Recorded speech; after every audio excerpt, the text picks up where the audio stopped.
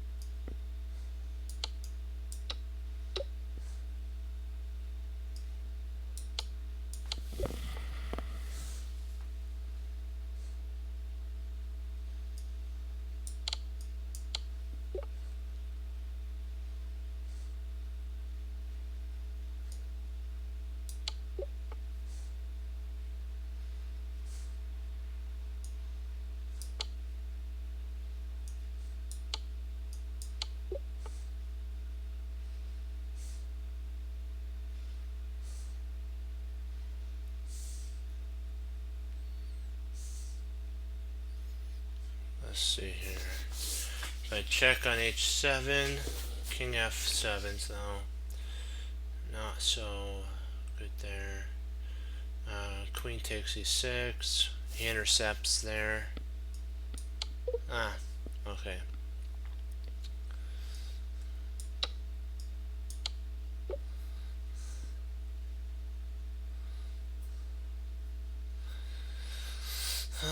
Okay.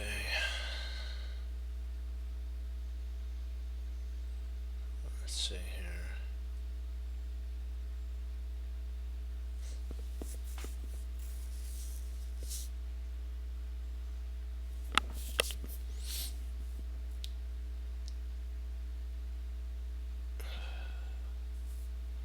What am I missing? Say bishop takes pawn. No. Knight.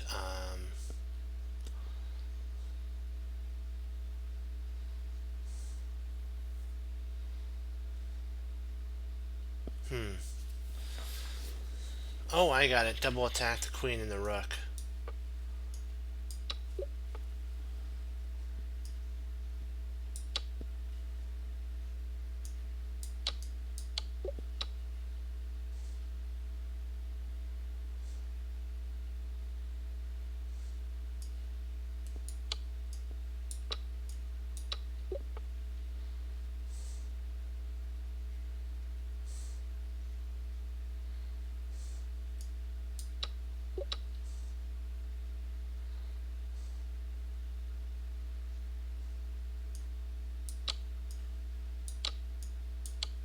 Oh, shoot.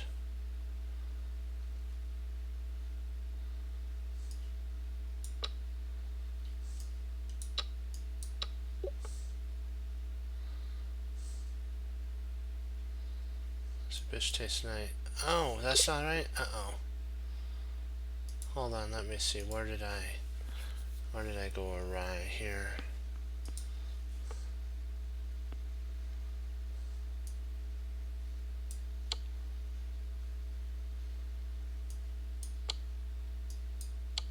Oh, okay, so you win a piece in that line, okay.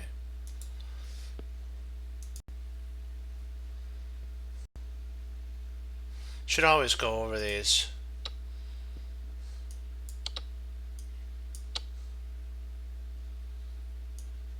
Ah, there's mate.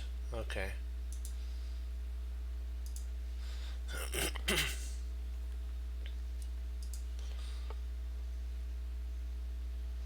So rook takes, and then you win the knight. Gotcha. Okay, let me get a drink, and then we'll get into one more.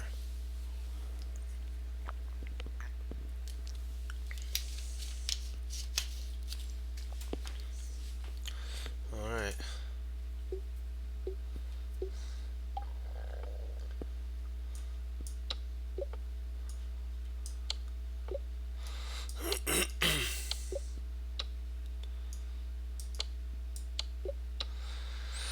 Okay.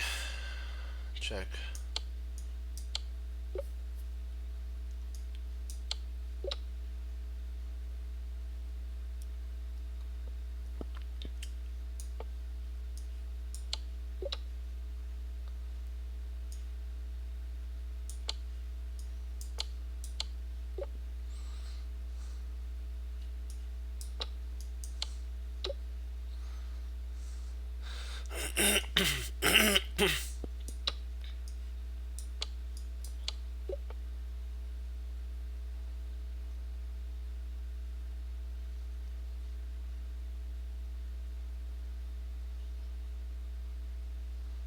See, I think I went a queen in that one.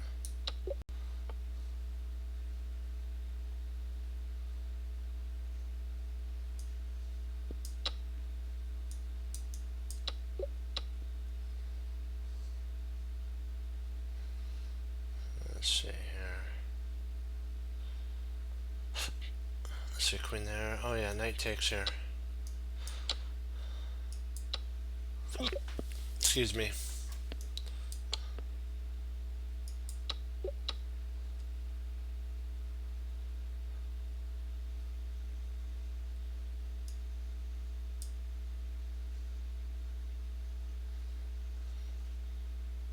Let's see, knight g4, check. King h1.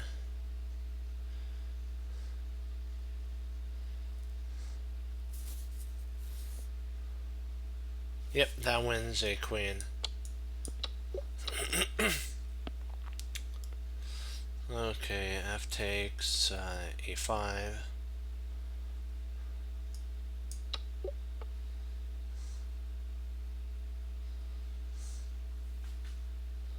Rook takes. Let me see, rook takes, e takes, check. Yeah, this I believe, let me see. That pins and wins a...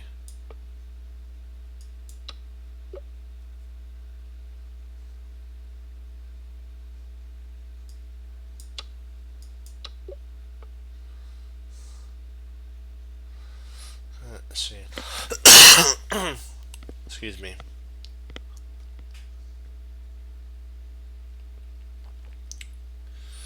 Let's see, knight there, wins queen. Yep, this wins material. Oh, shoot. Sorry, that I should take it with the bishop.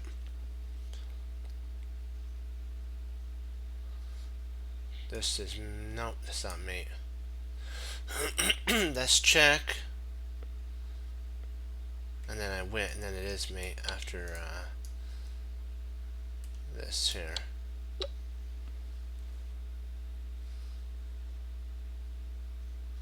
check, comes forward. Pardon me. Let me see. Thinking, and then not. Let's see, knight there. No. Ah. Oh.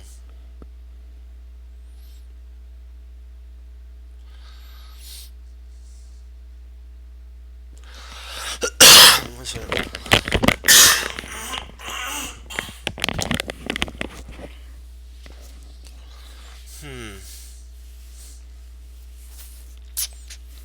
Let me see.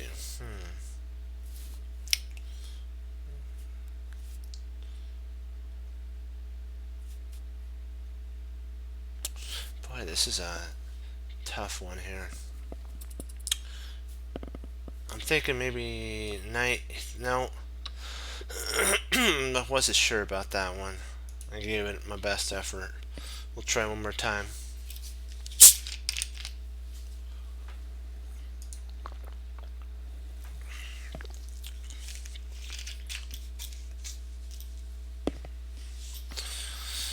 Let me see here. Yeah. So that was my faux pas there. You should not just go from one to the other. You should find out where you went amiss.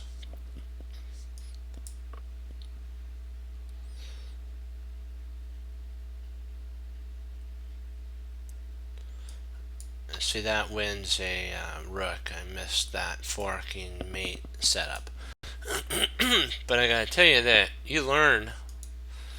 The one thing that always gets me is the time stuff. I have to forget about the time and just do it. Sometimes I get a little distracted. Oh, pawn takes at this point. I don't know why I didn't see that. But under time pressure, it's a little different. You have to, though, train your mind to not get worried. Mate.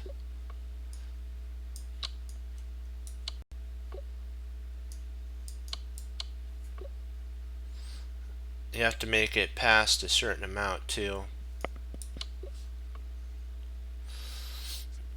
Okay, dokie. There we go.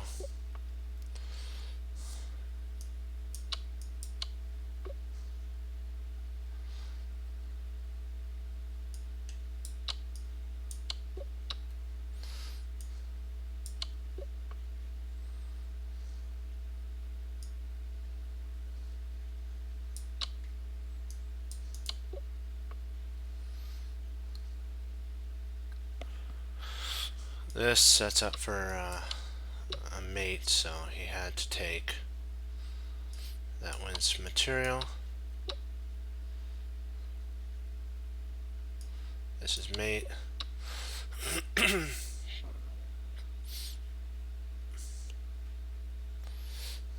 Let's see here.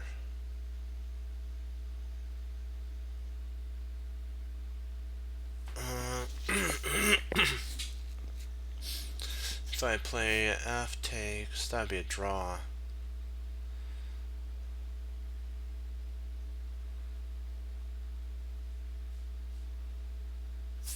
I'm gonna go with it. I think it might be wrong though. Oh, it was right.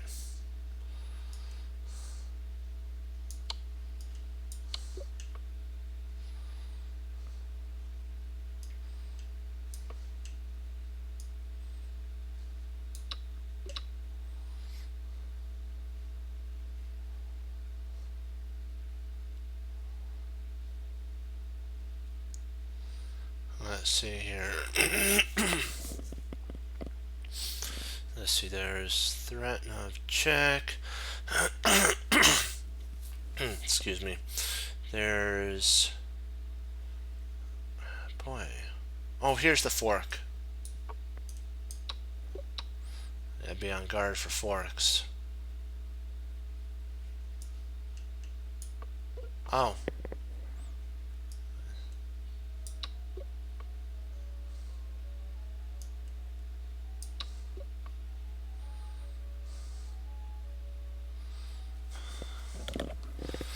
Alright, so bishop. Yeah, this wins a piece.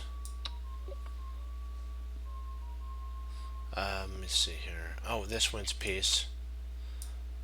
Almost. First of all, you gotta play there, and then you win a piece.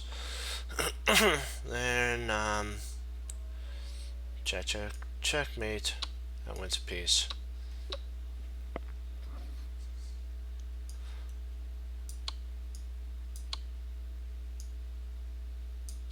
Oh, snap.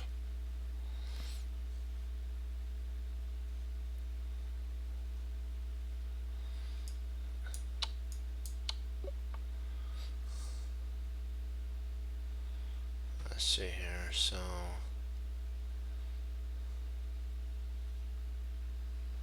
it's black to move. Ah. Oh. Snap, that's not right. I thought that fork would win. Oh, it's a rook. Oh. Well, wait a second. Rook check there. Huh. That's odd. I think my move actually works as well. That is weird. Let's do one last one and then we'll... So, oh, okay. There's forced mate. can see that. That was board blindness there. Let's see this one here.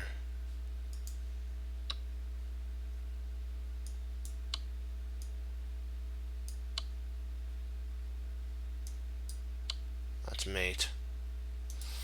Okay. Let's see about this.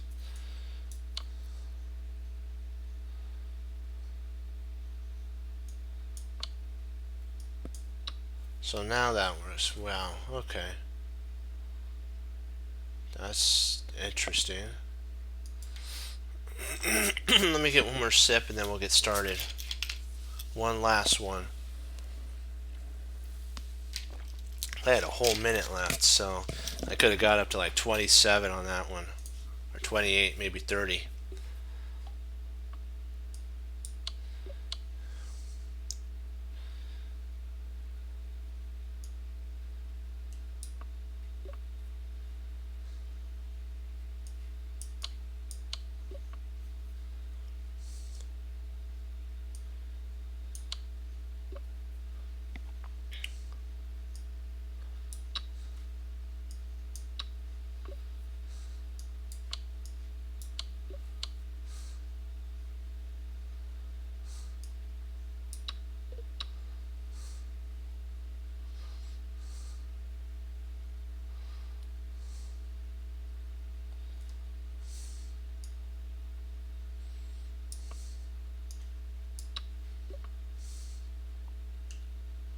Hey, how you doing? Let's go do this one, then we'll get into our French defense. Let me see here. Check.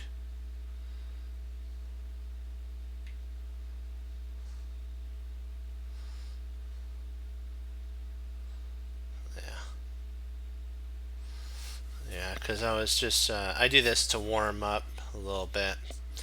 Let me see here. So check. Let's see. Okay, it's white to move. Oh, right here. I believe this is. Nope, that's not it. Okay. Oh, not good. Well, that was not good. Yeah. Well, we'll get on to that. Oops. Sometimes I get into a spree of mistakes. We'll have to, before we log, I'll have to do one to redeem that one. Let's see here. We got to do a studies. There we go.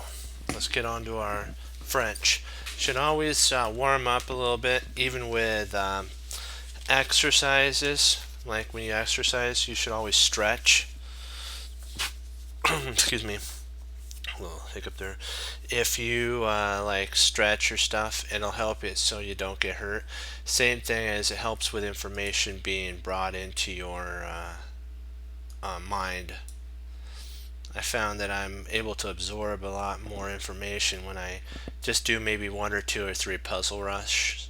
Those, they really help. Let's see here.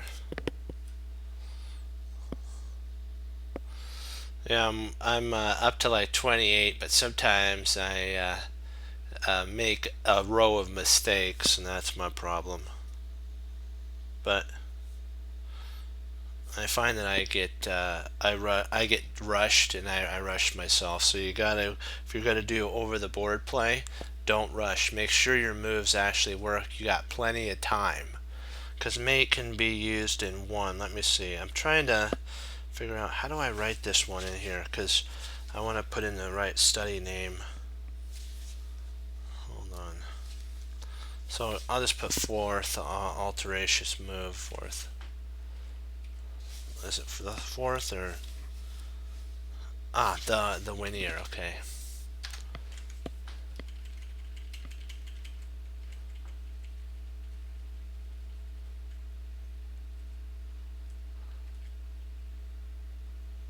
Oh wow, I got it. Chapter 2. That's what it is. Ah, gotcha. And that's 2. There we go. You should just warm up. and then do your studies.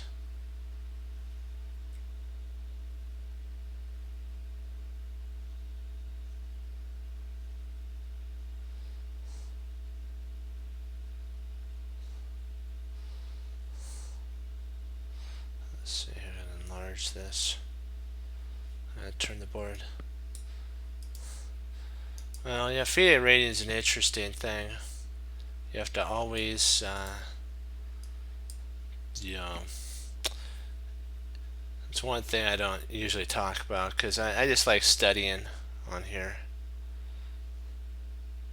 It's not, it's rating. Actually, what I'm trying to say is rating's good, but what you have to do is remember that during study time, you have to do what you got to do to study, I guess.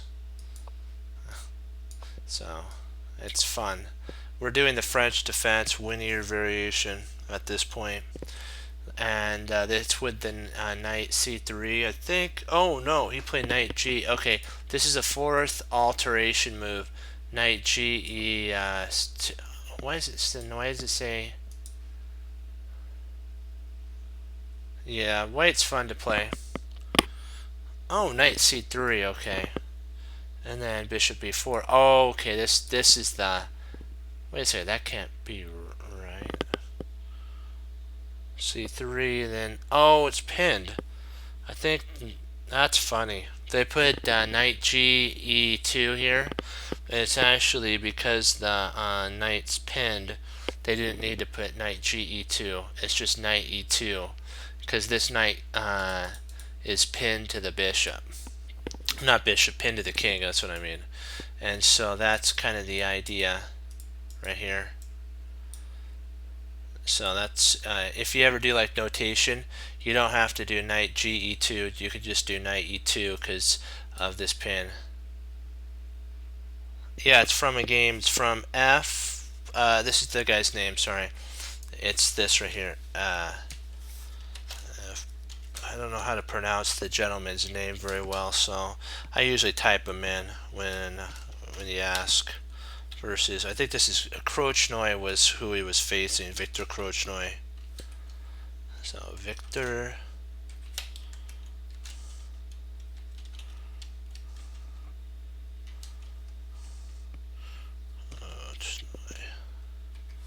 That's the game, and it was the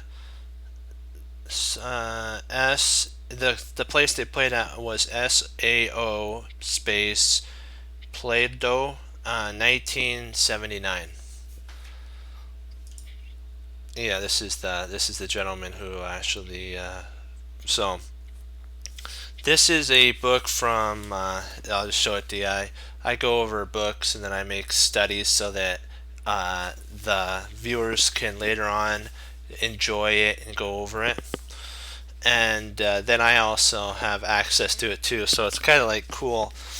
You get to keep your notes, but the cool thing about the internet and icchess.org is you can actually keep your studies and go over them.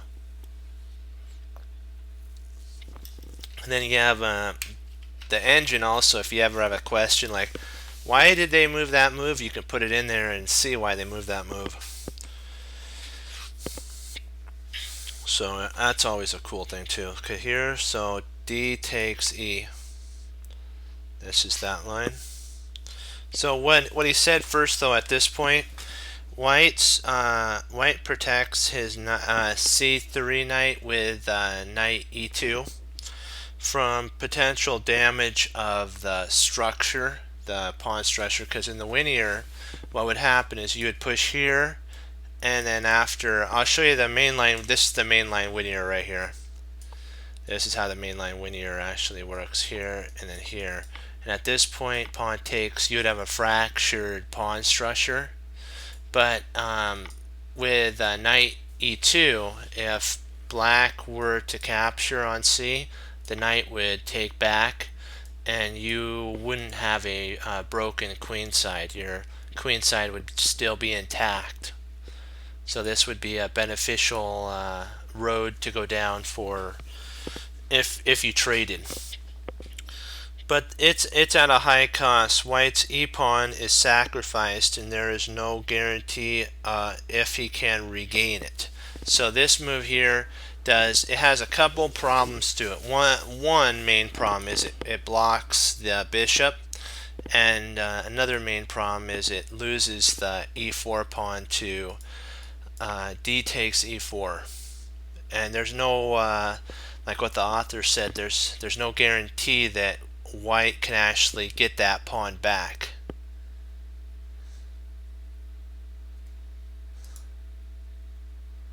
Yeah, and yeah, so that's the whole thing in there, that you have to always be on the lookout. Moves have consequences.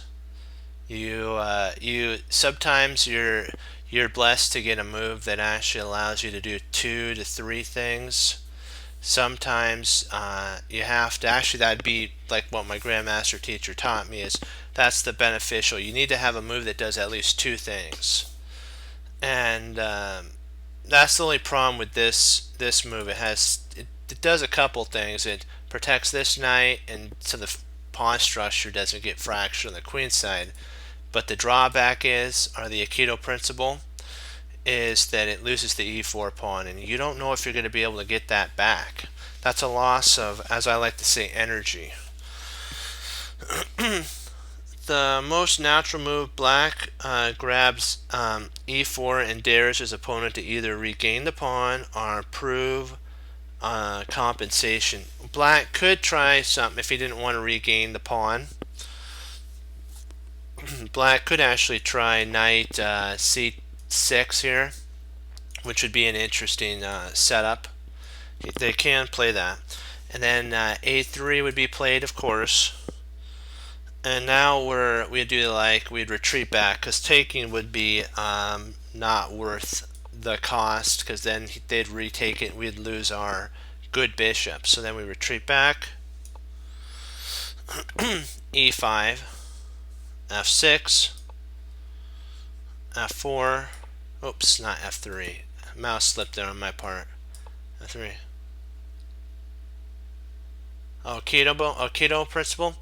Aikido principle is drawback. It's every move has a weakness. Like when this pawn got pushed, the drawback is it no longer guards G3 or E3 anymore. So this actually becomes a weakness that could be exploited by your opponent. But now you have to always think, what did I gain from it? I gained more control over the e5 square. But the Aikido principle is drawback. It's the drawback chess. It actually was Mori Sashi was the one who kind of brought it into chess.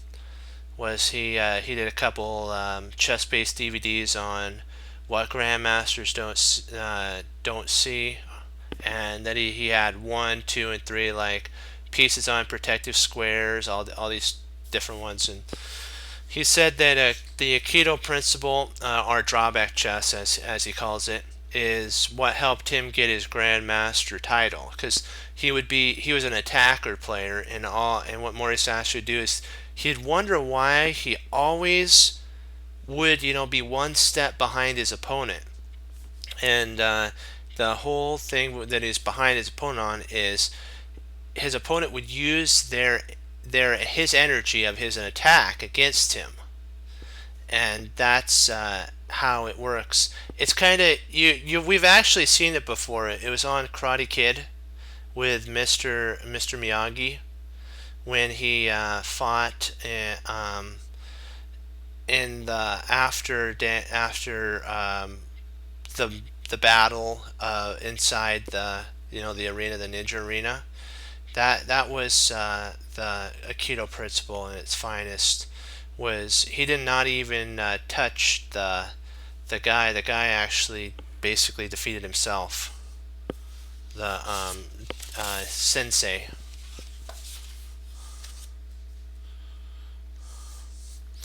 And so that's kind of the Aikido principle in its finest in a movie. That I find that that's the best principle. And also when Daniel, when that one guy's going to come in and try to, take him out, he did the crane technique. That's an Aikido principle too, because he used that one fighter's energy against him. Okay, so F takes G, F takes E. Actually, so he didn't take, he took D takes E. Interesting. He didn't take F takes, he took D takes E. 5. A6. This is so that if A4 happens and then A5, you have a nice little spot to go to, or if the knight ever thinks about coming to A4 to, yeah.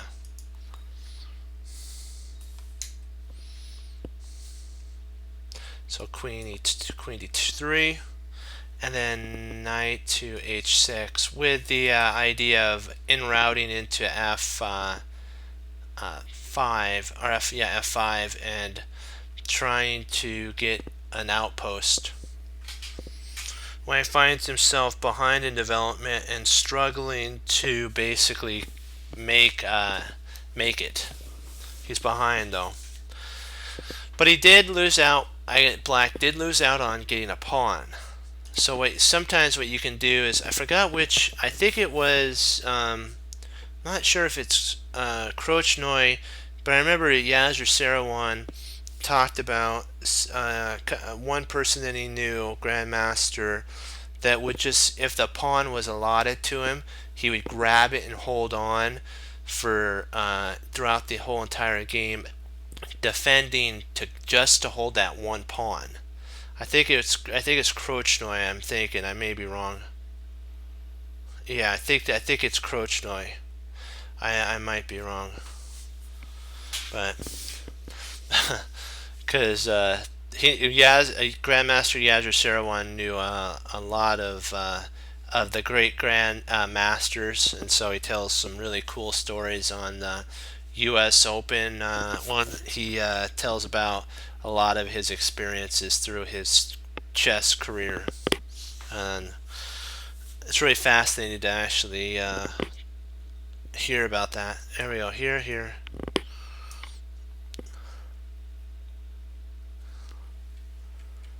So A3.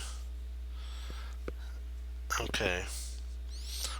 You could actually at this point have played the bishop back. You don't have to trade. You do lose one thing though. The pawn will get captured back, so you do lose the pawn, and so that's kind of why it's a safer path for black to equalize. This is an equal position, even though it kind of looks slightly cramped for black. White doesn't have the idea of going E5 in a somewhat of an advanced variation of the French. So equal, and if you played C takes or bishop takes E3 check, the knight would take back at this point, and you could play C6, knight C6. I would be tempted to actually play F5 here though.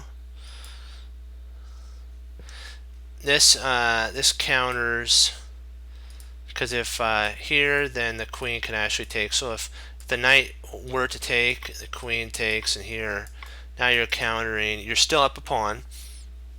Excuse me. You're still up a pawn, and you're attacking to win material. So it's good either way. But this wasn't actually played in the game.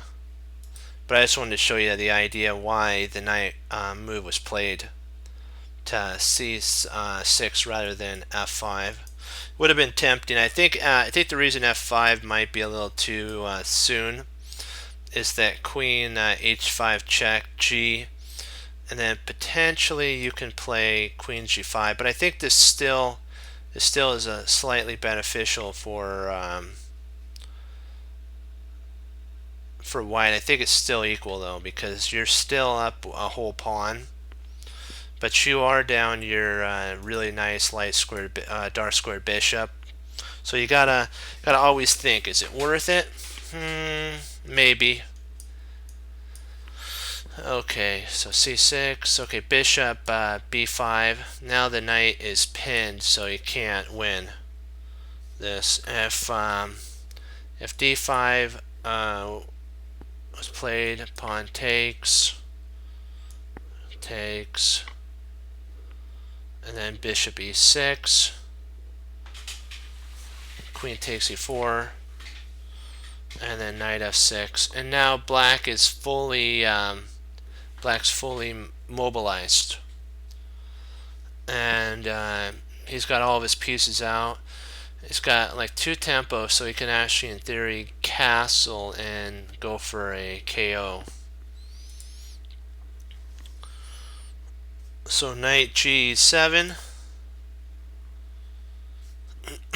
bishop g5 for another pin, So everything's pinned. White regains the e-pawn and is happy. So if knight takes e4 here, then queen d5 would actually pick up material. This would actually pick material up in that line.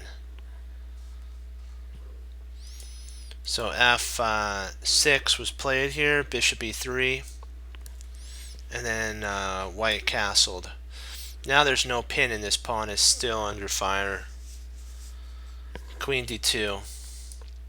White wants to actually now castle. Oops. White wants to castle queen side, because king side would be way too dangerous. It's not easy for white to regain his sacrificed pawn. If he tries, excuse me, if he tries knight takes e4 here, this would lead to a tactical mistake here. f5, g5, f4, bishop d, and then queen to d5, which forks 2 pieces. So it was that's why it was a tactical mistake if they took. Bishop takes c6, knight takes c6. The pawn is still hanging there, so knight f3, and knight takes d. And now if black's up a pawn again, so if takes, and this pawn's protected, and so he's up a whole pawn. That's why the grandmasters calculate out these lines. They know when they're playing. It may look kind of odd to us. Why not just grab it? Because of that line that they just saw.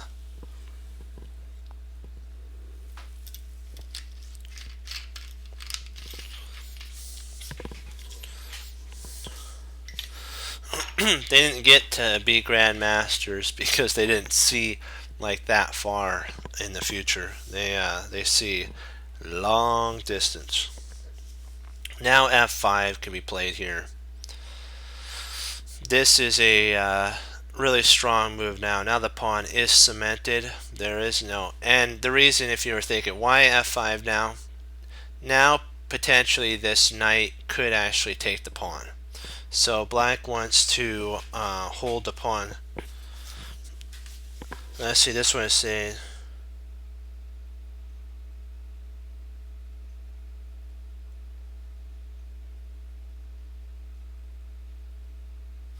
yeah, Victor Krochnoy says that he actually said here that pawn grabbing, they call it grubbing, pawn grabbing is an art form. You have to be able to see far enough into the future and be okay for a while to be the defender, because you're up a pawn, so you're up 1 pawn.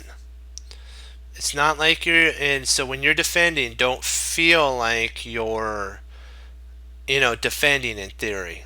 you're up a hole. You got, as I like to say, you got something for the deal. You got something for your defense. You got a pawn. If you didn't have anything for, the defensive pressure you're under, then trust me, Krochnoi would not have gobbled the pawn on e4. Okay, Krochnoi knew that if he could survive, then he would be basically much better.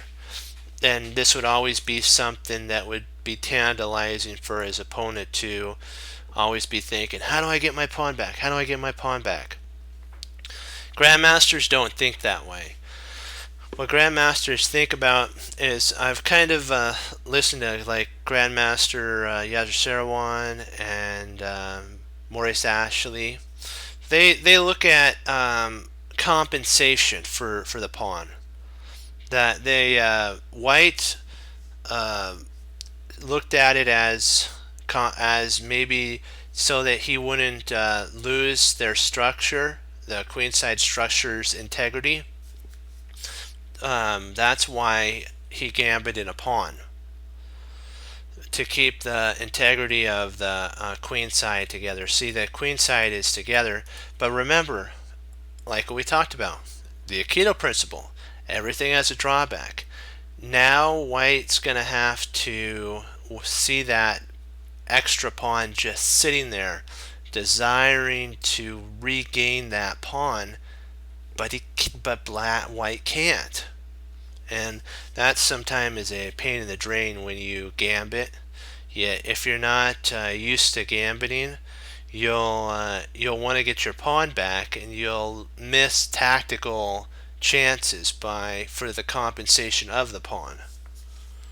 So, okay, there we go. Black manages to hold on to his extra pawn, for it is White getting some degree of dark square control and the bishop pair. My personal preference is the black side, the author said. So you have to always think, what did you get for it? Bishop pair. So Jeremy Silman talked about it in The Amateur's Mind, in the imbalances and Reassess Your Chess. He talked about that the imbalance of this position is the two bishops versus the bishop and the knight. And what you have to, when you go into an imbalance like that, you have to make sure that you're willing to go into the two knights, because it's going to be more of a closed position for you. And if you don't like closed positions, then you're going to probably want to play more like White. You're going to want to play more where you have the two bishops. But remember, if the position doesn't open up for White, then Black's going to win, and that's not fun. So White played bishop g5 again, which is actually a dubious move setup. This proves to be a waste of time. The main line of castles, queenside, which is what White should have went down. A6, takes, and then F3. Even White's attacking pawn is by no means, it's not as good for Black the way he played. Hey, how you doing? Play okay? Some sort of alteration of the pawns. Okay, so this was from the London tournament against W. Giblin versus C. Holland. C. Holland, London, 1994, sorry. That's great to hear. H6, this shuts down the bishop from coming in now. And then bishop takes. Wait a second, what in the world? Hold on. Sorry about that. H6 here, there we go. Bishop takes E7. There's also bishop takes C6.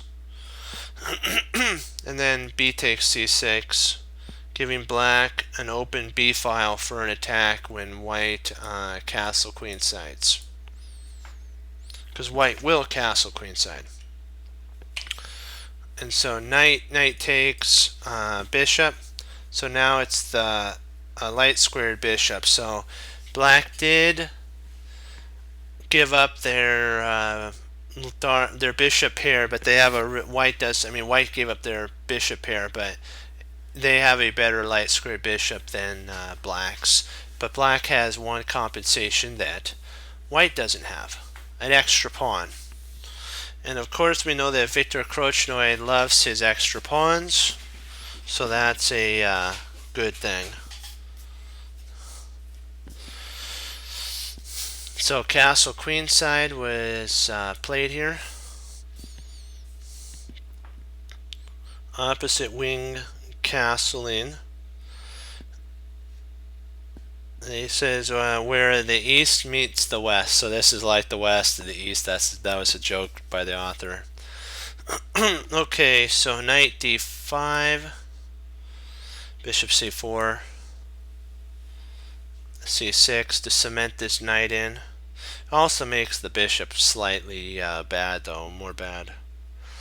f6, e takes f6, g takes f6. Opens up an attack on the g file though, on the g pawn.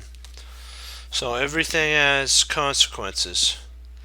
Queen h4, let me see here. There we go, queen h4. Knight e2. And then f4 to shut down this line and prepare to jump the knight in. f4 actually is a really nice move. Really, really nice. This is a tension, and the Krochnoi seizes the initiative on the king side, which is normally white's idea of lines. So he's actually seizing the initiative, stopping white from getting any counterplay on the queen side, shutting the queen out, and preparing to actually maybe go g5 at the right moment. One sec, let me get a drink here.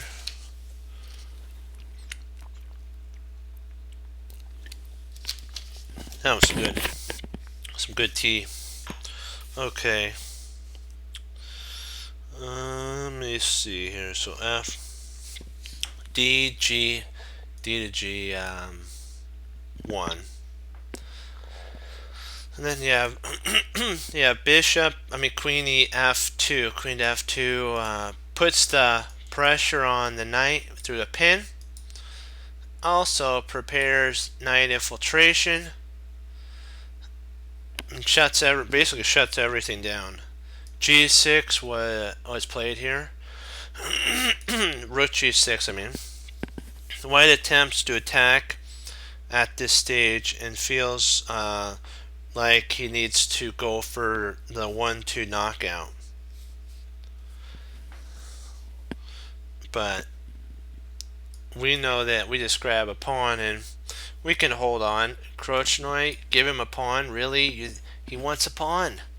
So you just gave him 2 pawns. And if the rooks think about doubling up, all the F rook has to do is go to F7, and voila, protection galore.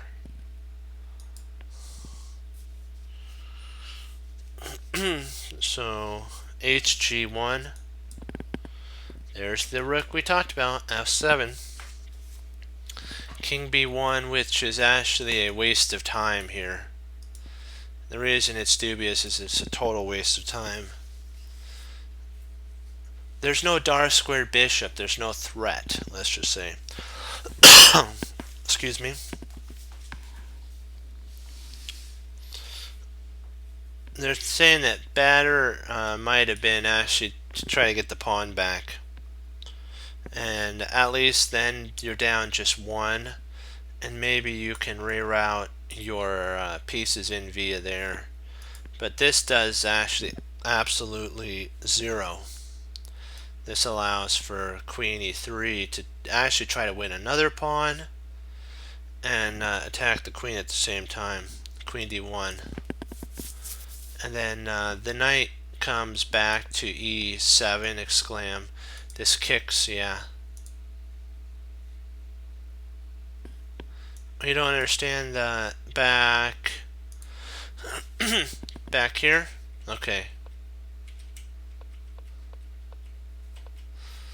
Well, this idea is based on winning the f3 pawn. You're letting your opponent have what they want. See, Krochnoi got a pawn, and then they were able to hold on to it. The reason f2 was played was to win the f3 pawn. That was Krochnoi's idea.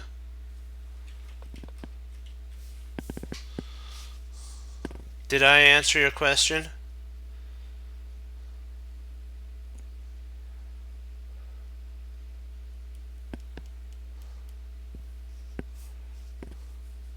Okay, perfect.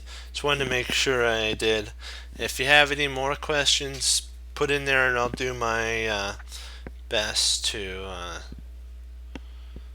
answer them for you. Let's see here. G to 4. Surprisingly, I know what you're asking. Why doesn't the opponent just come over and grab that? That's actually a losing move, because you can meet that with f3, exclaim. Oh, queen g1 loses to either knight or queen takes. Yeah, it's okay. f3 though causes you're getting your passed pawn rolling, so that it's just too slow. The double threat is winning the knight here, and also winning the rook. It's a double threat. You're gonna pick up something. I'll use dark colors to represent it.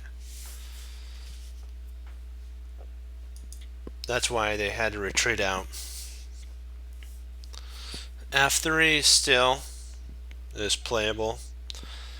The rook g4 to g3 was a mistake here, and white gets a rude awakening with knight to f5, and that's an exclam mark, and white resigns here. White has heavy losses coming down the pike in that setup.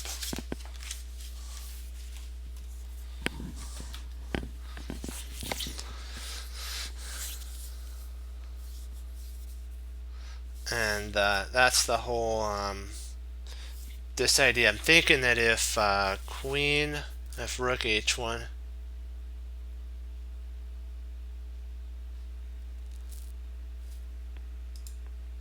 why doesn't he play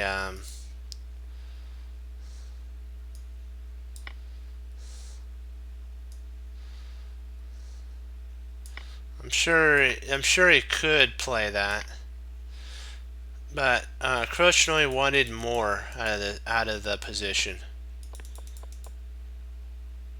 If he had played, this is actually where I'll just put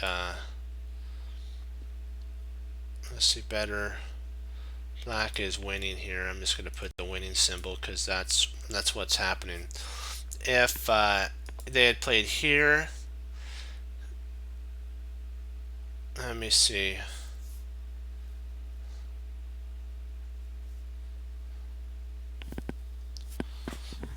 Let's see. What did the author say about this? Heavy losses would actually arise here. I'm just trying to figure out what could actually be played. If he plays there, what actually could be played? Hold on, let me see. There's something. Now taking actually wins.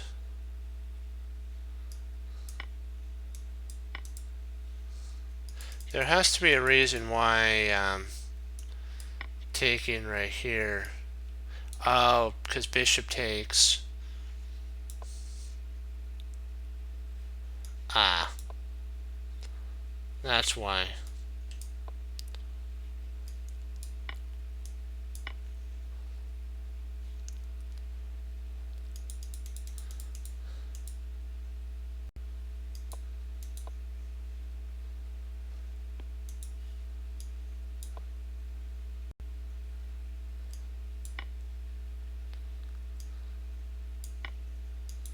And the pawn just comes up the board. So basically the risk would have to go in front. And you can actually attack the bishop, the queen. Oh, well maybe the queen could come here. And then there, okay. Interesting. Tactical motifs are really strong in this one. So do you want to do some puzzles or do you want to do some endgame?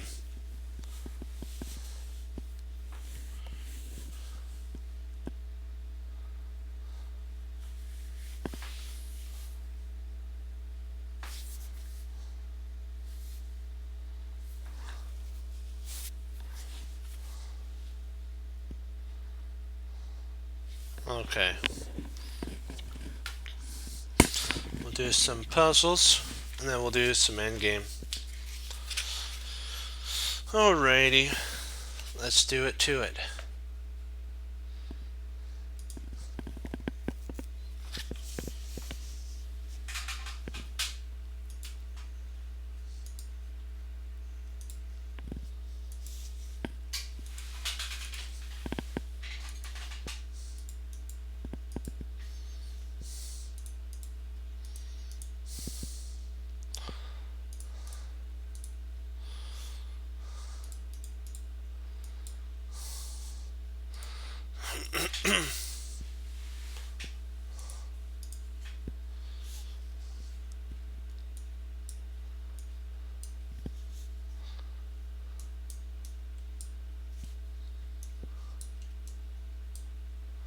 Just want to make sure I got this right.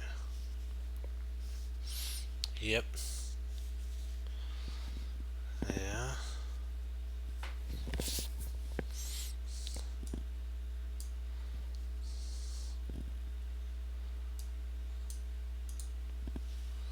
There we go.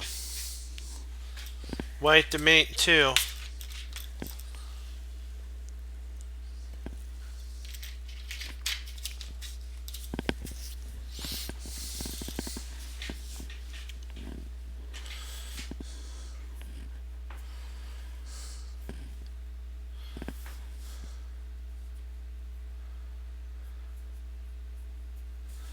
There's actually 2 mates here.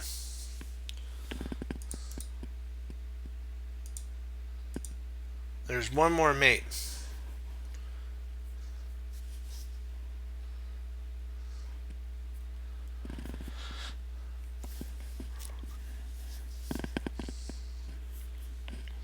You gotta find the other mate. Yep, there you go. If bishop takes, then mate there on h8. If pawn takes, then bishop h7 mate. You got both of them.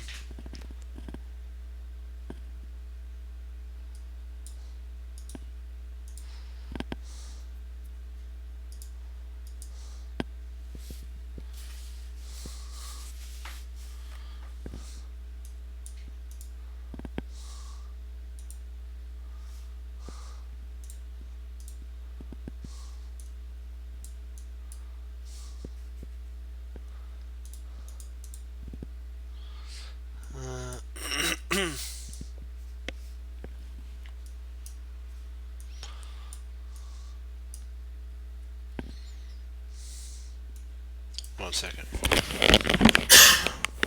Excuse me.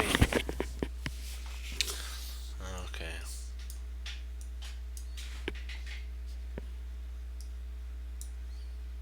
I believe that's right. Let me make sure.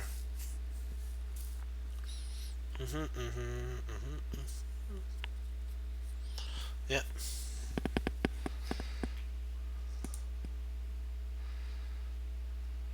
No, it's okay. You don't have to go as fast as you can. Enjoy them, work through them, learn from them. That's the whole thing about doing puzzles is to improve your tactical skills.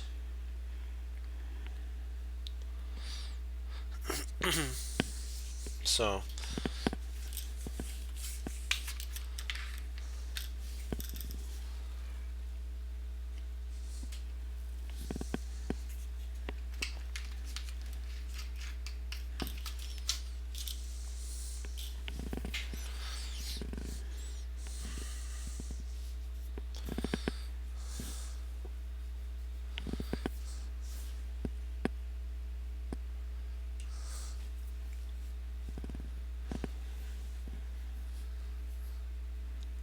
did you solve this one?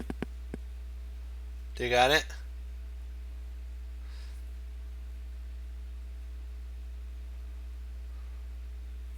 This one's a fun one. Yep, there you go. If knight takes, rook h7's mate. If pawn takes, then rook to f6. Yep. There you go. You got it.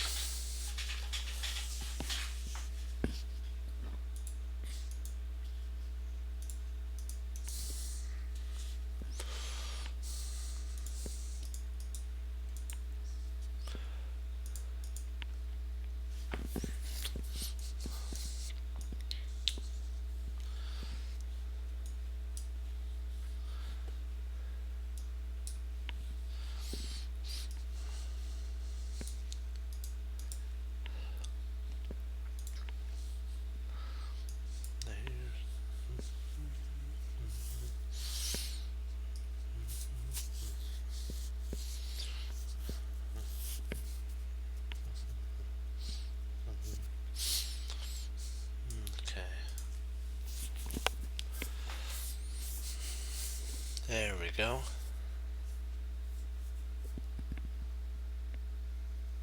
This one's a fun one.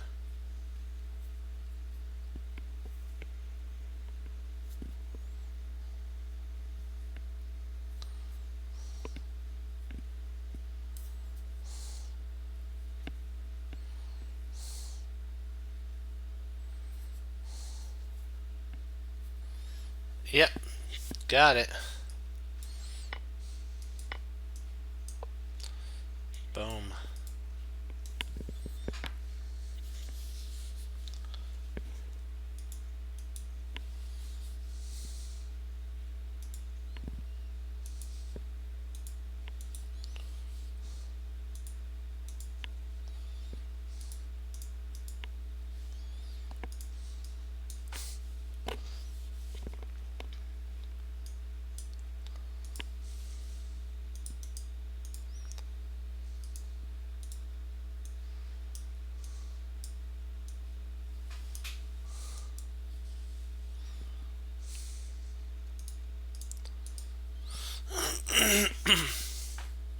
One second.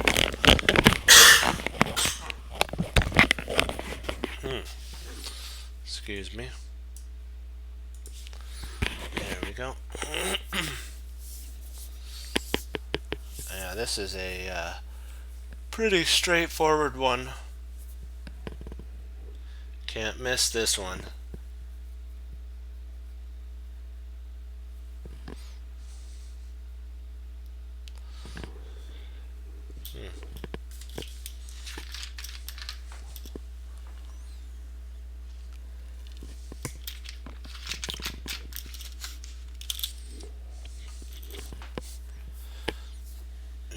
Yeah.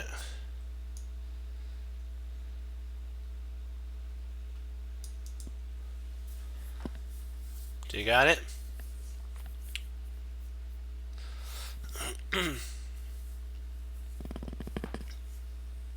Yep, there you go. Check and mate. Two more, and then we'll get to our end game.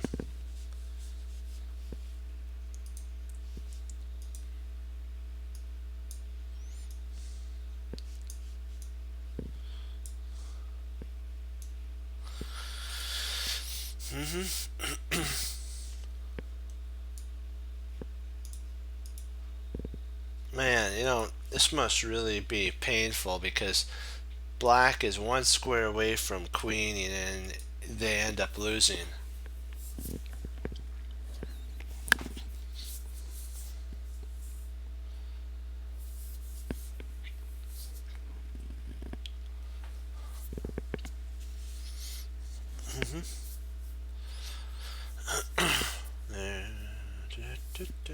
There.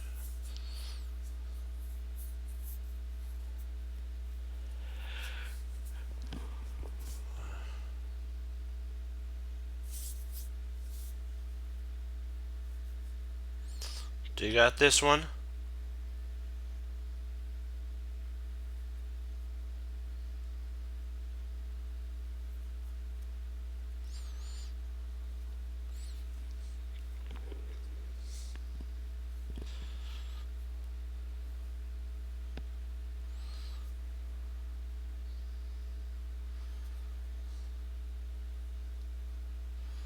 It's right there.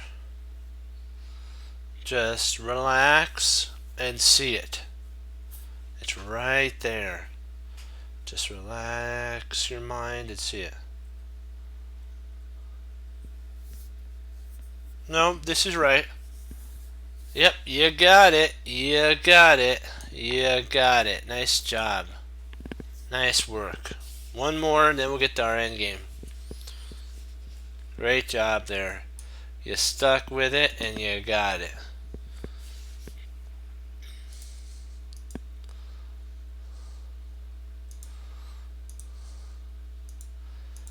That was mate. You found the mate. Excellent work. Great job.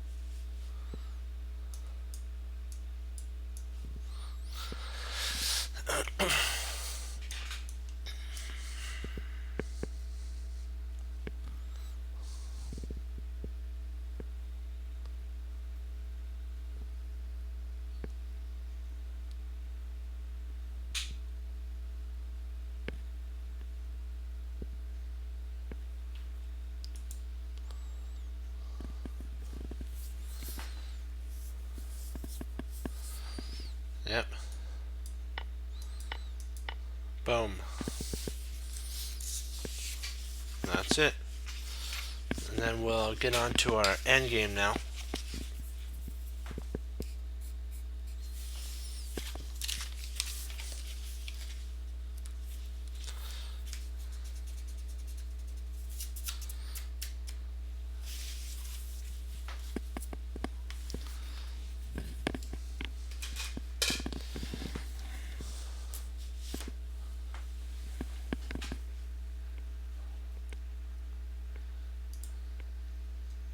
Oops, I need to board edit. Then we'll get the game set up for Magnus Carlsen's endgame.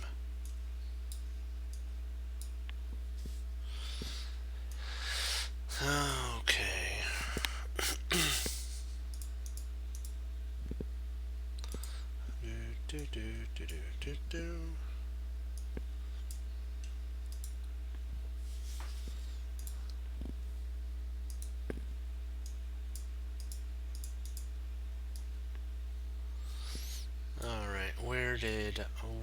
Where is white? Excuse me. Let me see here. Here. Perfect. Oops. Back.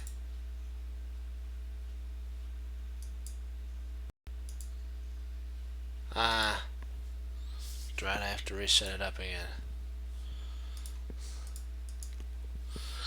I had the wrong side moving.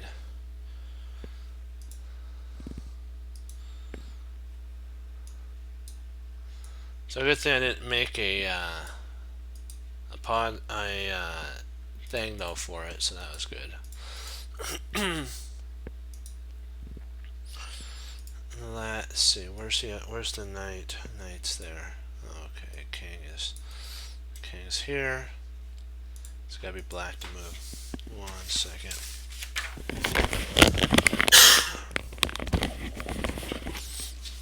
Excuse me. Okay, dokie.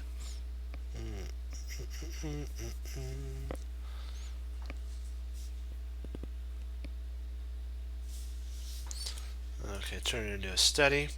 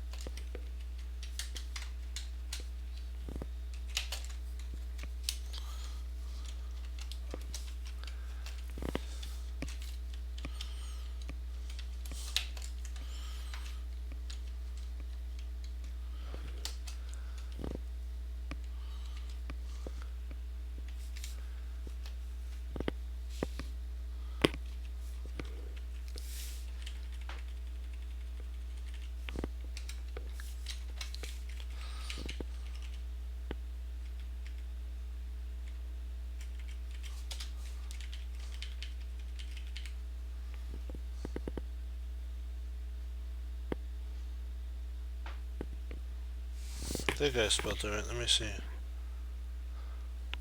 Yep, that's right. Yep.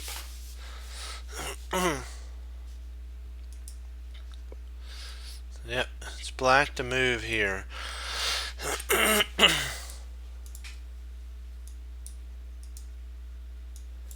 1 second, let me get a sip of soda.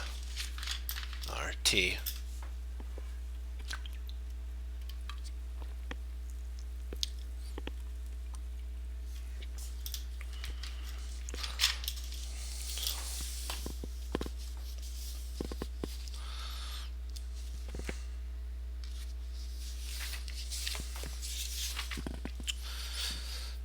Magnus Carlsen's black.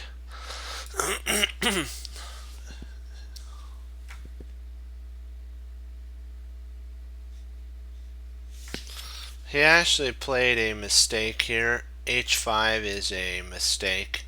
This is a young Magnus though. So, although this stops G4, it is probably a blunder. Nevertheless, I think there is still a chance that Magnus intended to give didn't intend to give away a piece in hope that white would no longer have enough pawns to win. So that's kind of, they're saying that potentially rook a4 would have been a slightly better move here. H5, rook takes G5, knight G6, and then rook E2. White would be a pawn up, but it would be a difficult task to convert the win here.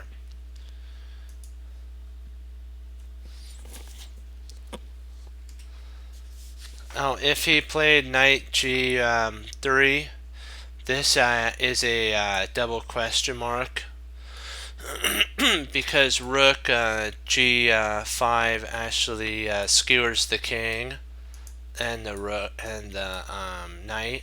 So when the king moves, the rook actually takes G3, and he loses a piece. Yeah, it's okay. It's okay. I'm gonna delete it off, but I would just wanted to show you moves. Yeah, moves that have consequences. A lot of moves do. Rook takes f5. Rook takes f5.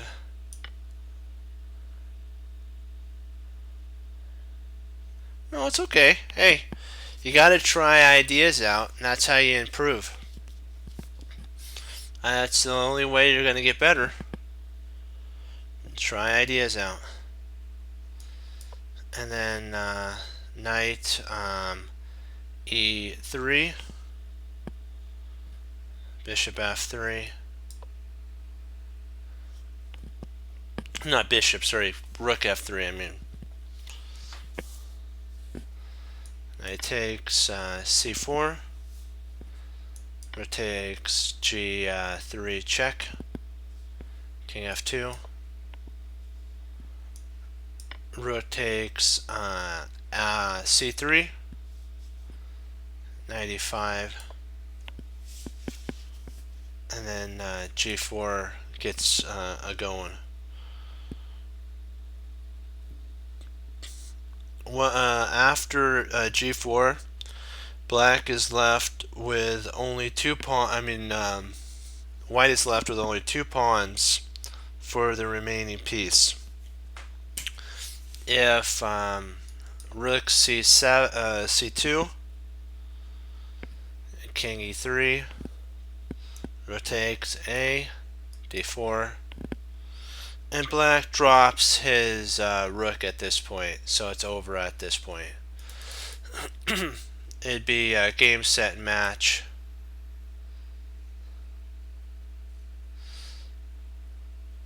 This gets the pawns rolling, because if d5 was played,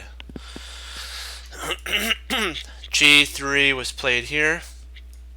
If king g2, h4, and now Magnus could actually check with his rook on c2 and get the pawn going.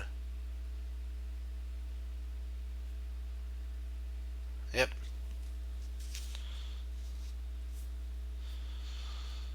King h3. He missed a very white missed a very strong d6 exclam. This, I think, wins if I'm not mistaken. Because then check, king f3 exclam again.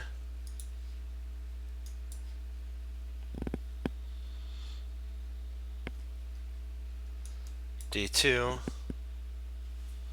d7, h3,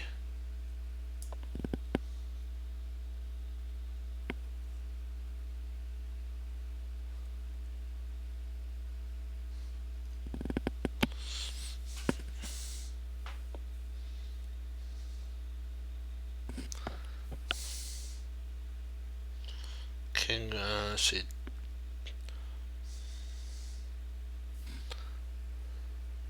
Let me see, h3 for black, rook g6,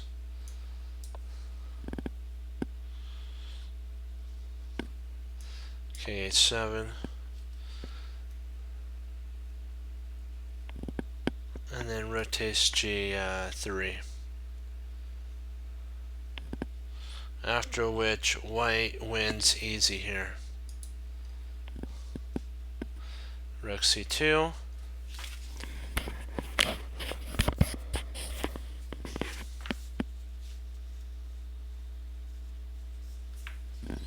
Bishop g6. King h7. d6. Rook d2. If rook h4 or h2, king g4, g2, f5, not f4, f5,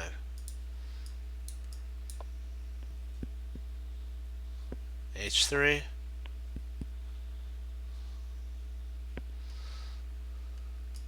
knight d7, and white mates.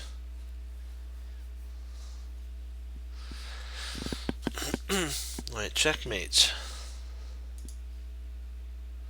So king takes h4, g2, king g3. I mean h3, not g3. Bishop takes, rook takes d6, exclam. This is a really nice move because if the rook takes, then black queens. Carlsen takes the second to last pawn, but it's still a hard task to get rid of the final one. So you take there, d5, rook e2, king g7. Both kings want to get close to the pawns. Without rooks on the board, white would win. So king g4, not g5, yeah, king g4, perfect. Knight f6, or king f6, I don't know why I'm thinking knight. King f4, rook a5, knight f3, delaying black's king approach.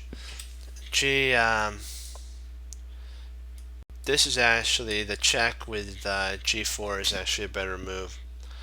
King f7, knight e3. The discovered check stops the king from approaching the queenside at once. So rook h4, rook a4, king e5, king e7, king d5, king d7, king c4, and white will probably win at this point.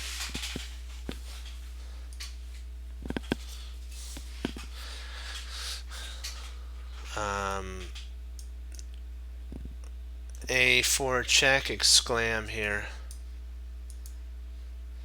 The king has to actually step in front. A good check. The king has to step in front.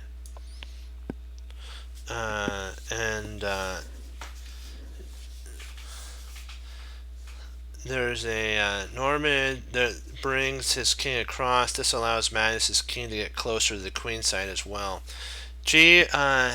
If he had played g3, black would have cut off white and must be ready for king f5, king f2, king f4, knight e5, a3, and rook e1. White probably wins an exchange. Wins and exchanging rooks would be losing for black, as proven by the table base. If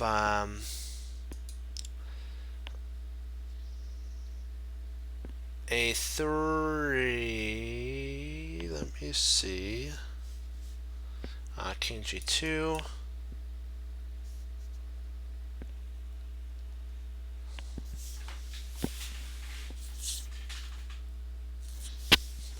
A3, rook a3, king f2, b5,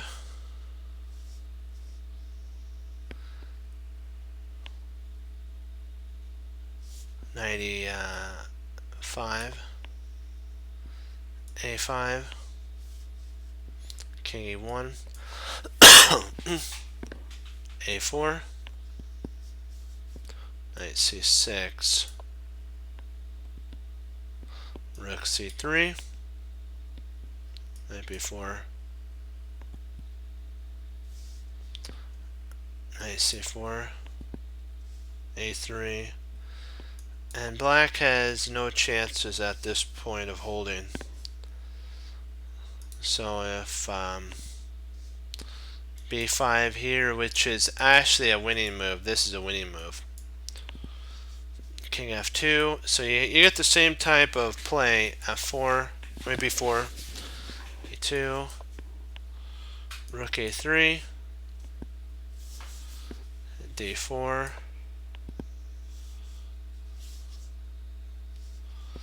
a5, king d1, a4, b5, d3 check, d2,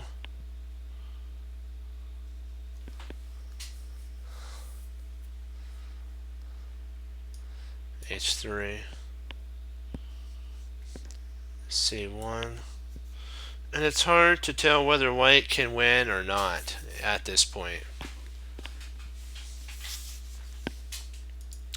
This e6 exclam, this allows Magnus to approach the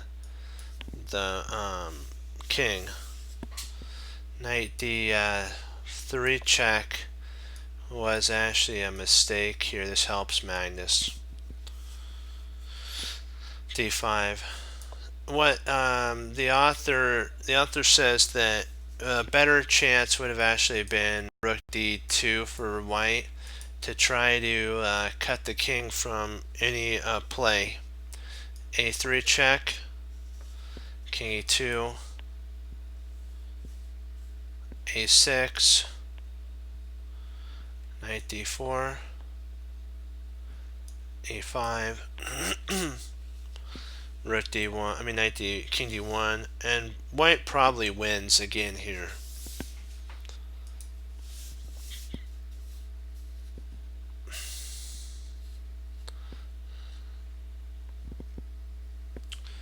Rook c2. The Finnish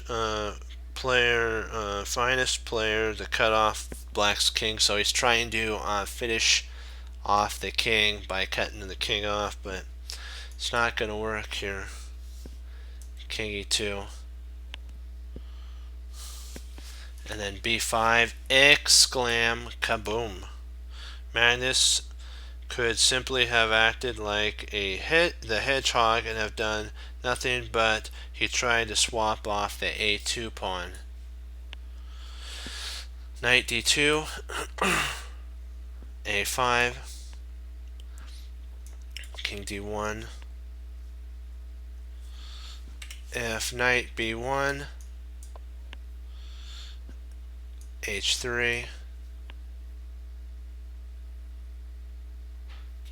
okay, sorry, knight there, then king c4, and black's activity outweighs anything, so if he tries like a check here, that just allows the king to approach. So he tries via there, h3, king h3. Carlsen begins by freeing his rook and pushing the pawns immediately, which would be careless if he had played if Magnus hadn't moved his rook a4, would be a losing move. King c1, and then b4 is actually a mistake for black. If black would have done, if black would have played b4 after this, it would have led to a mistake. Knight c4, h3, b6, and then you pick up a pawn, king d4, knight takes a, b3, d2 check, king c4, then a3, and white is winning here. So rook there, king c1, a4 now, and king b2. If if white had tried c8 to get in behind the pawn, the attacking b4 would be just overwhelming. Rook a8,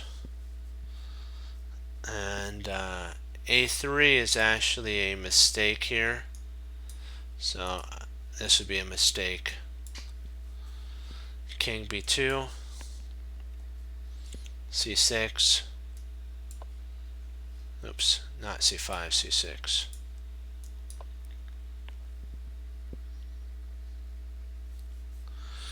a5, rook a5, king c7, knight c4,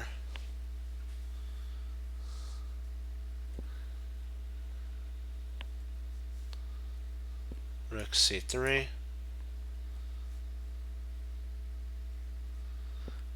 c5 check, king d8, and then a5.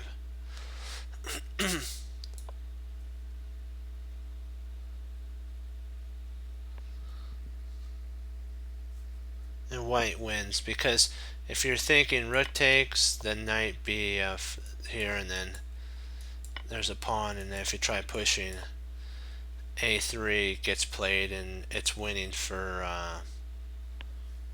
white at that point.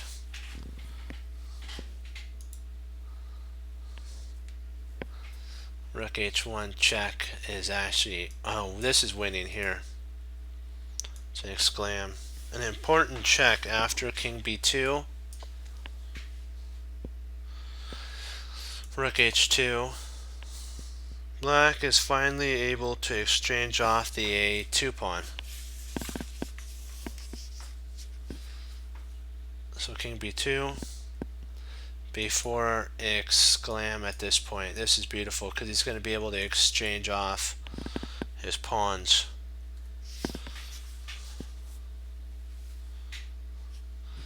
Rook c8, rook h2, king c2, b3, exclam, check. A takes, king takes b. Rook versus rook.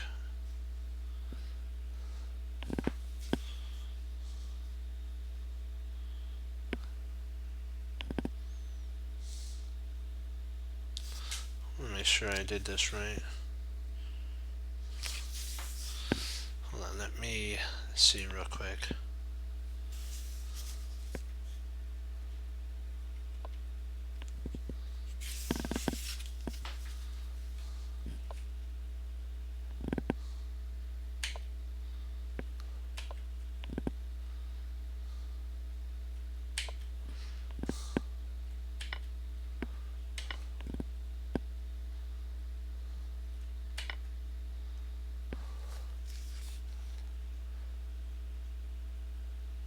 Oh, I understand.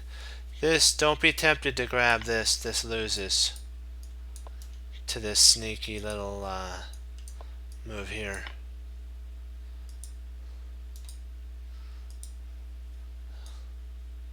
So h6.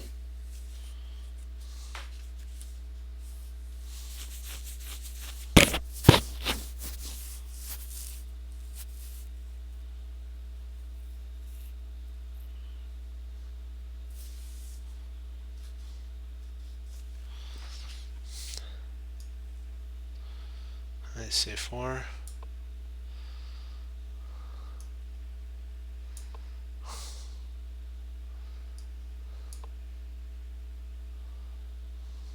This also loses to check here. He comes up and then check, and then when the king moves, you lose a rook. So you can't take the knight. There's traps galore in the position.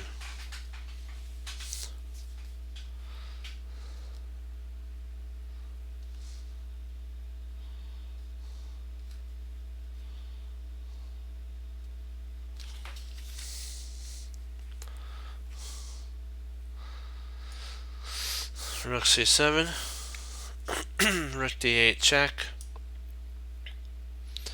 king c5, knight e5, Rook b7 check, c3,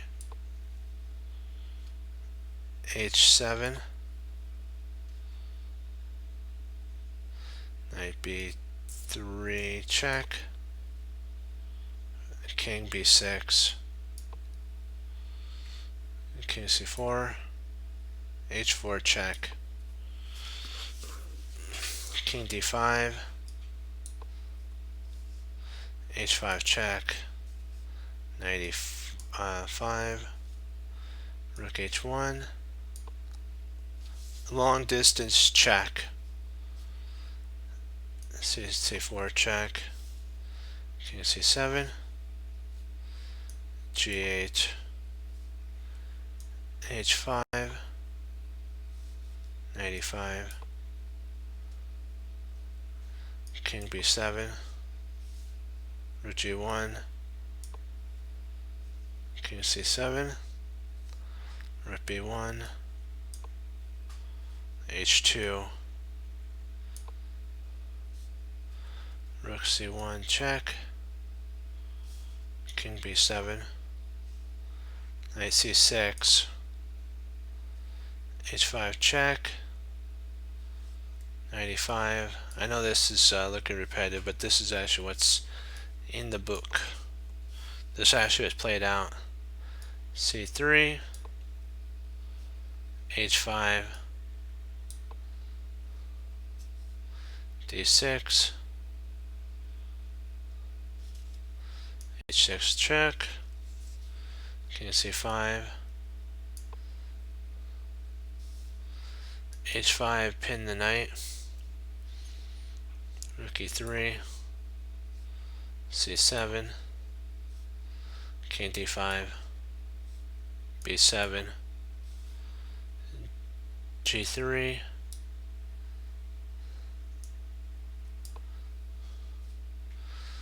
f7. I think he did the 50 move rule. g7 check, king b6, rook e7, rook g5, d6, king d6, h5, knight g4, or not g6, g4,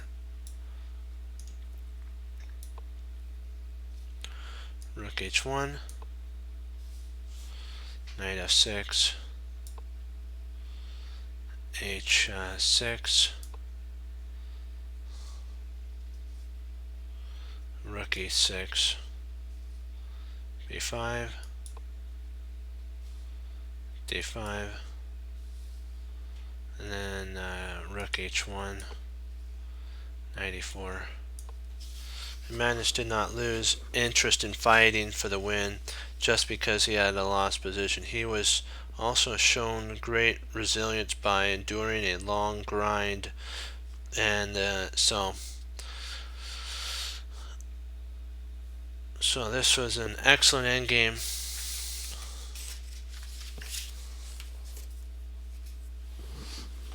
Okay. Let's see how we're doing here.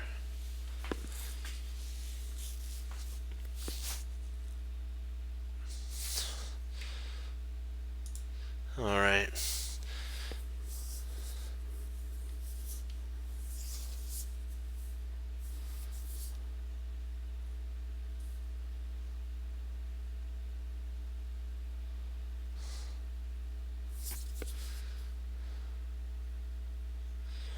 Rook e5, rook e5.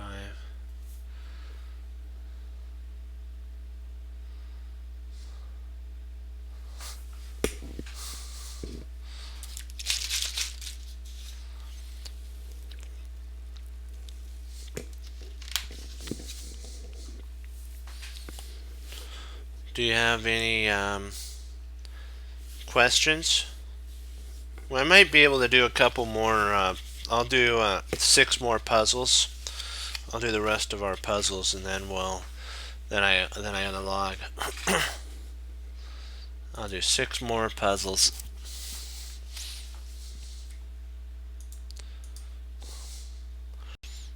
So I'm a little bit ahead on time today.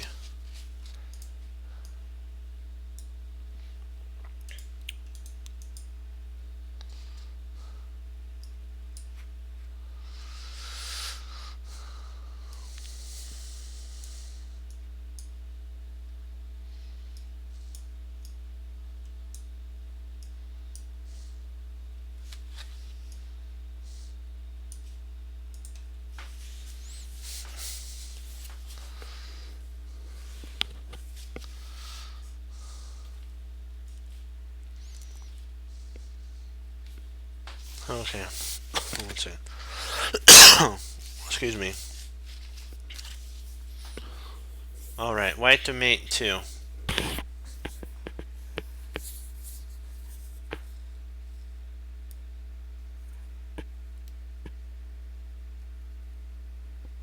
Yep, it's a puzzle.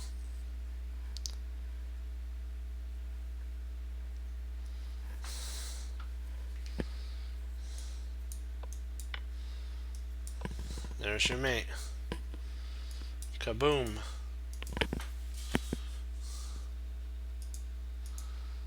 Five more. Let's see if we can do record breaking.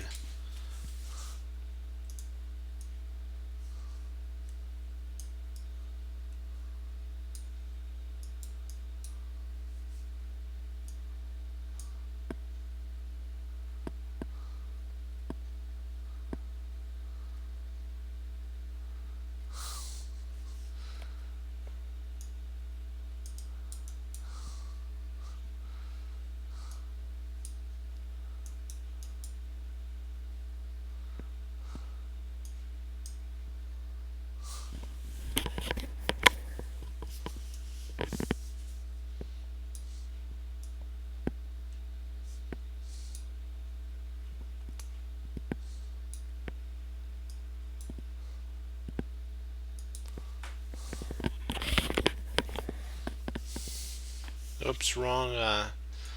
The pawn's in the wrong spot. 1 second. There we go. Now I got the pawn in the right spot.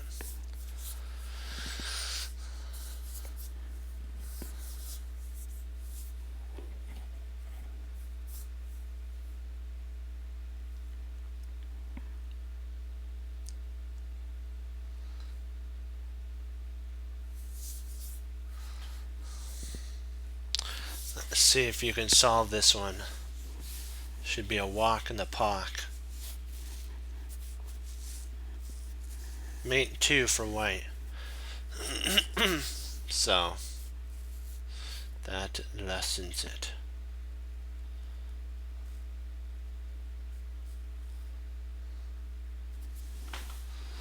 Let me see here.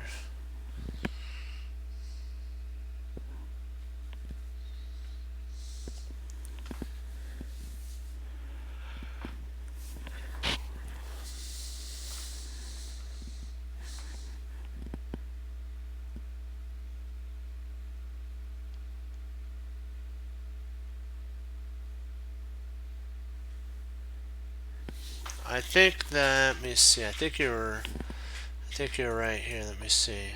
Is there? Yep. Nice job.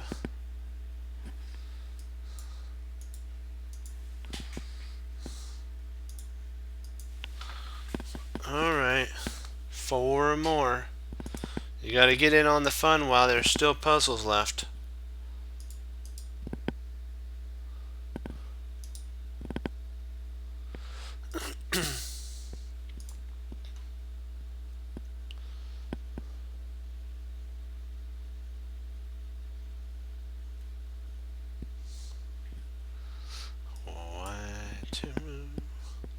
Do do do do do.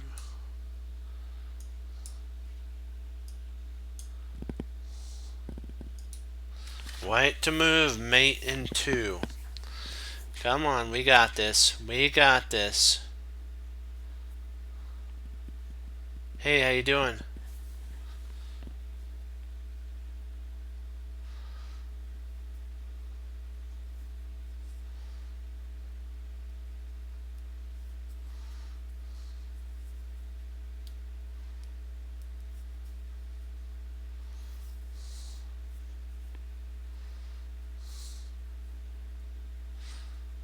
Yep, you got it. Now he takes. Oh, Spaghetti-O. Nope.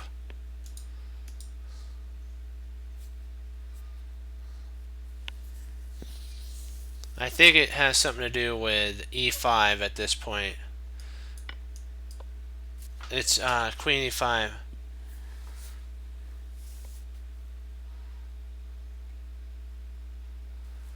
Uh-oh, Spaghetti-O.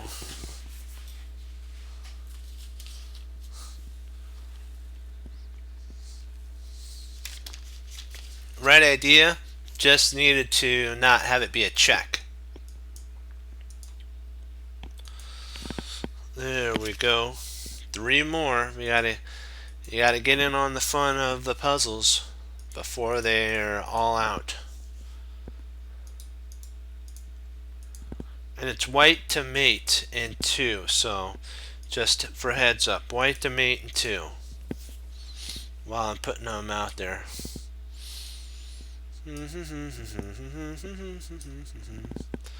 Yeah, you gotta have a good time. Yes, you do. There we go. We got 2 rooks.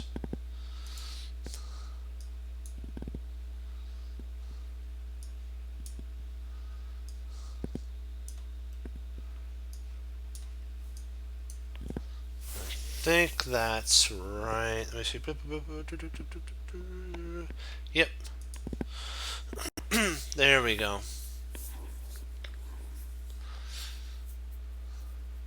This should be a walk in the park. Yeah, there it is. There it is.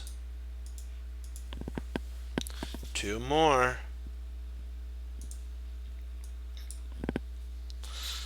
I don't want to miss out on the fun. You gotta put in the move.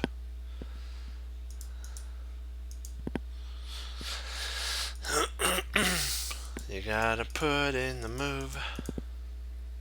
It's mate in 2 of white again, so just for a heads up, so that you can get ready, get your fingers ready for the keyboard, and so that you'll be on tune with all of the guys on here, all the team. Get ready. I almost forgot a piece. There we go. There we go, there we go, there we go. Perfect. Alright. Okay, go. What's the move? What is it? Mate 2. White.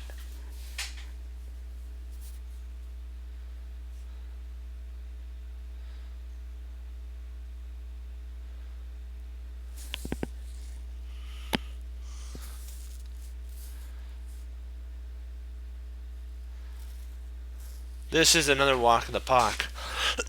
Excuse me.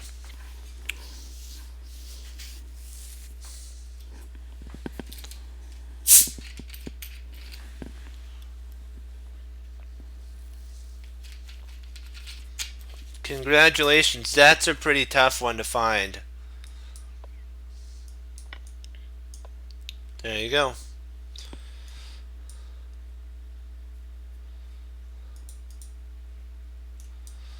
Yep, there, and then queen takes f7 is mate 2. One last one. One last one. Come on. Get your calculation, as I like to say, hat on, and get ready for the last puzzle.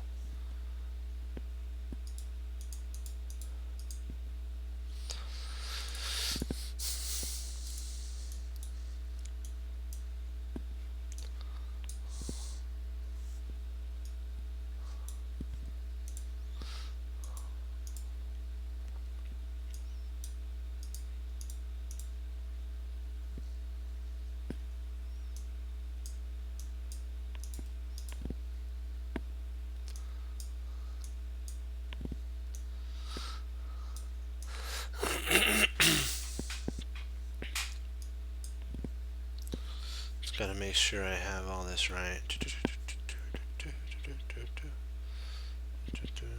Yep. Yippity doo dah. Doo dah day. Yeah. Hooray.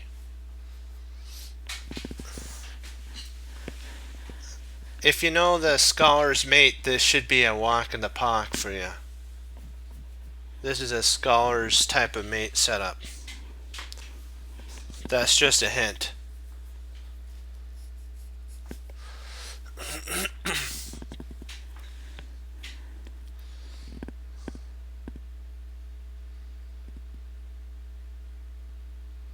I think there is, yeah, I think, yeah, that's the only mate. Yep, because then pawn takes and F, yep. Alright, perfect. We'll call it on that. Call it on this. Yeah, I was looking at trying to see if there was any other mate. This one looked really tempting, but no go. Because if you tried at this point, then the king could actually go to d8. So the only one is the one that you proposed, team. So do you got any questions?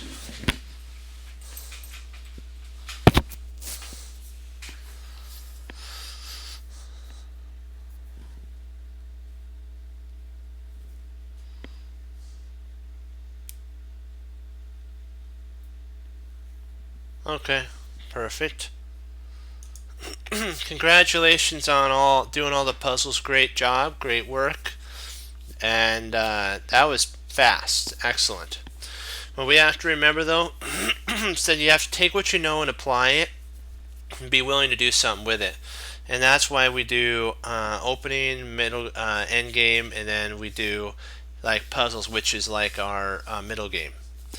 And you have to always remember to bring your Grandmaster glasses with you, and remember that plateaus are a part of chess. What you have to do is remember that it's not forever. If you keep pushing forward and you keep striving to honor the Lord Jesus and do His will and pushing forward and using the talent, the Holy Spirit will help and guide you to improve, because it's written that He would teach us all things. But what we have to remember is we have a couple chess cruncherisms, and one is don't give up. Knuckle down and get right back up. And remember to treasure your victories and learn from your losses. So that's the hardest thing to do, is to learn from your losses.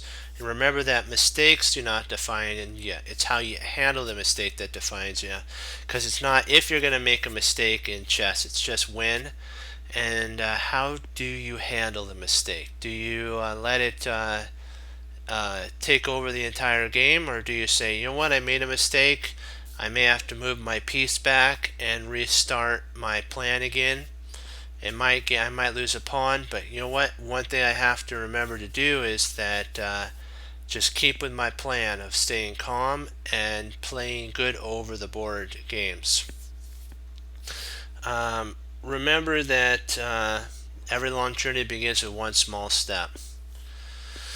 And Bruce Lee said he didn't fear the person who practiced 10,000 individual kicks, but he feared the person who practiced one kick 10,000 times. So what we have to keep in mind is when we put in the time and we study and we practice our end games, our openings, and our puzzles, you're like what Bruce Lee talked about. You're practicing the 10,000 kicks, right? Our 10,000 puzzles, our 10,000 endgame setups, our 10,000 middle game, and all those different things and openings, and getting them all down. And you'll be a really stronger player by just putting time in every day. It doesn't have to be like 9, 10, 12 hours. Just put proper time in. And there's I believe there's a book called like Tipping Point that I read a little bit about that. If you focus, and also there's I think it's learning curves or something like that. There's another one that they talked about that 1 hour could actually potentially equal maybe a day or two of work. I know how outlandish that sounds, but with proper study, proper focus, and if it goes into your mind, rather than just like hammering away at it, maybe 1 hour could equal a day, maybe 2 days. You never know. Just put in the time, put in the time. Okay. But when it all comes down to the chess cruncher, team chess cruncher, that what chess crunchers do, we hang up our coat, we hang up our hat, we sit down and study when most won't. Team chess cruncher does, and that makes all the difference. And as Wesley So says through the Lord Jesus, and as I say, God bless, and I'll see you next time on Chess Cruncher TV. Have a blessed morning, afternoon, evening, and Lord willing, I'll be back on tomorrow. And we'll keep pushing forward and having fun and improving. One thing we have to always remember, like what Hannibal Smith said, though, you have to always know what your opponent's going to be doing. When they move a move, ask yourself, why'd they move that move? How can I incorporate that into my plan by basically stopping it? But don't forget about your plan. Reactive chess, no. Prophylactic chess, yes. Okay. Be blessed. 2 thumbs up. Honor the Lord Jesus. Always have fun and enjoy chess. Share the word of the Lord and keep pushing forward. 2 thumbs up. Hoorah. Be blessed. And I'll see you tomorrow. And again, have fun on chess. Bye-bye.